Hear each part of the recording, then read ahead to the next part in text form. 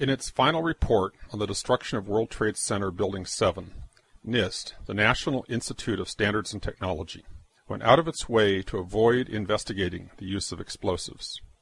Their sole rationale for not investigating explosive use was the supposed lack of sufficiently loud sounds.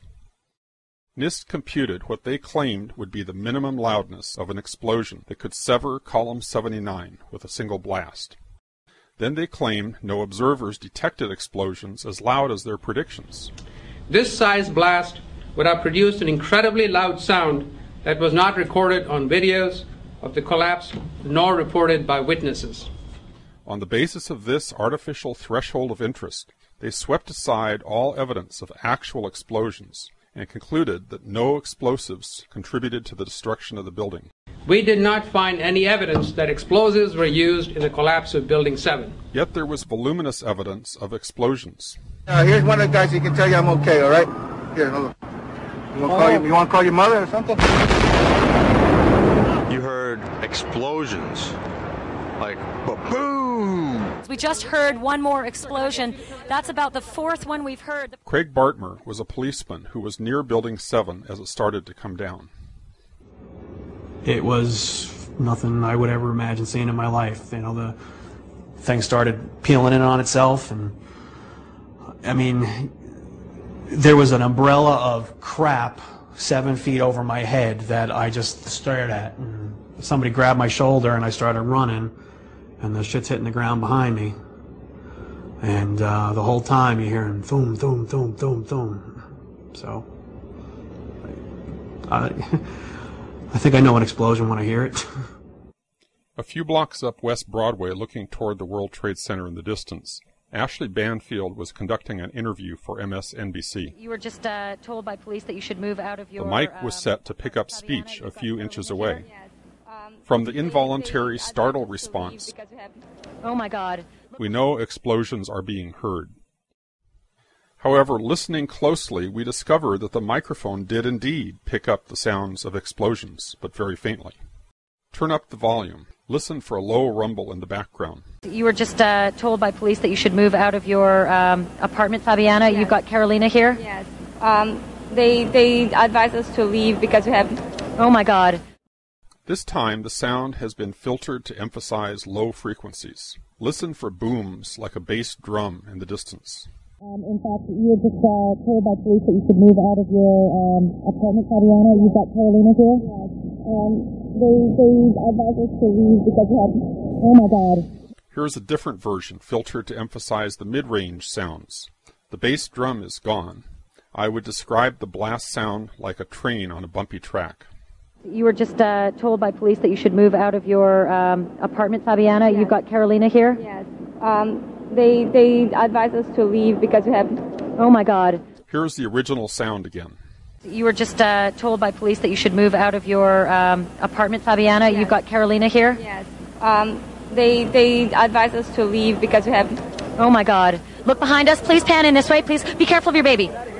This is it. That's the building coming down. Oh my God. Oh my God. Oh my God. No. No. If you didn't hear the blasts, back up, use earphones, turn up the volume, and listen again. There were 2 blasts, followed by 7 more, regularly spaced, all in 2.5 seconds. Craig Bartmer's testimony may come to mind. The whole time you're hearing thum, thum, thum, thum, thum. I think I know an explosion when I hear it. When we hear the sharp, regular series of sounds in the background, the building has not yet started to fall. When we hear the reporters say, "This is it," this is it, the building has not yet started to fall. The fall of the building corresponds to the crescendo in the crowd response. Here is another street scene with the building in full view. The crowd responds almost immediately as the building starts to fall. This occurs just after the reporter says, "This is it." This is it. Oh my God. Oh my God. Therefore, the blasts we heard occurred seconds before the building started to fall. When Ashley Banfield says, "This is it," it is because she has been previously told to expect Building 7 to come down. The brown building, the tall one, is number 7 World Trade Center. I've heard several reports from several different officers now that that is the building that is going to go down next.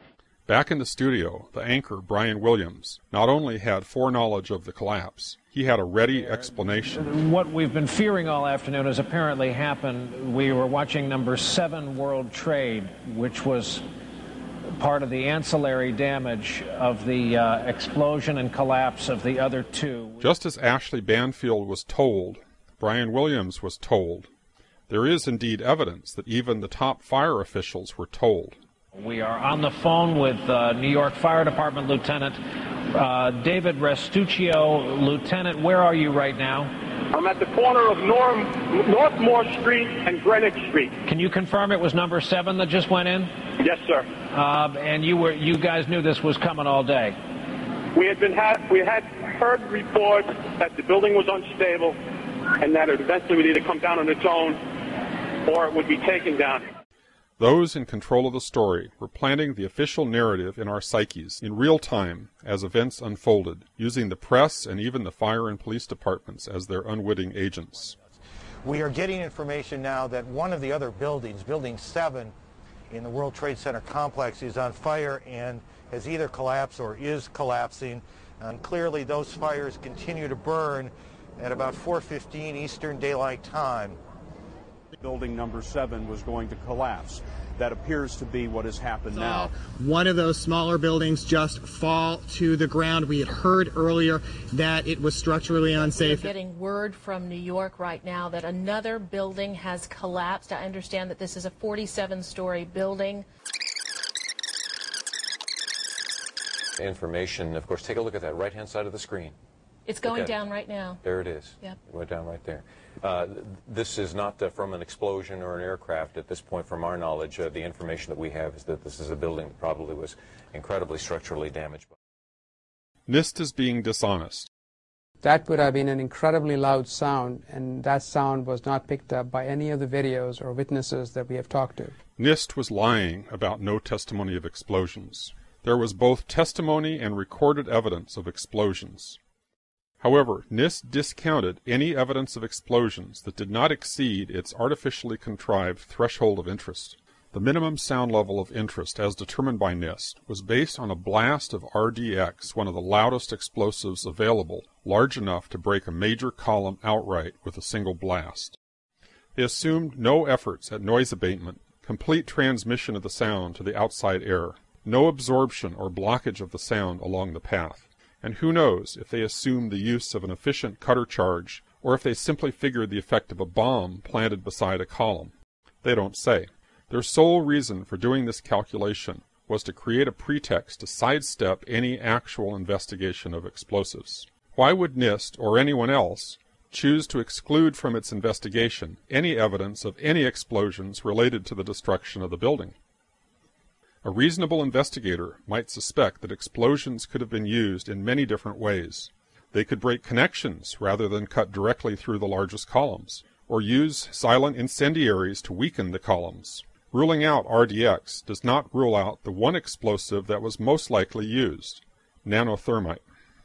Nanothermite can be tailored to control the sound level by adjusting the particle size and including additives. Nanothermite might be new to the public at large, but many of the scientists at NIST had expert knowledge of and experience with nanothermite. Most importantly, independent scientists have found actual remnants of nanothermite in all of the World Trade Center dust samples they have examined. Despite NIST's intimate knowledge of alternate explosives with radically different acoustic properties, they rigged their calculations to predict extremely loud sounds, and then singled out sound level as the sole criterion for what constituted a credible hypothesis. On this basis, they rejected eyewitness testimony, inconvenient recordings,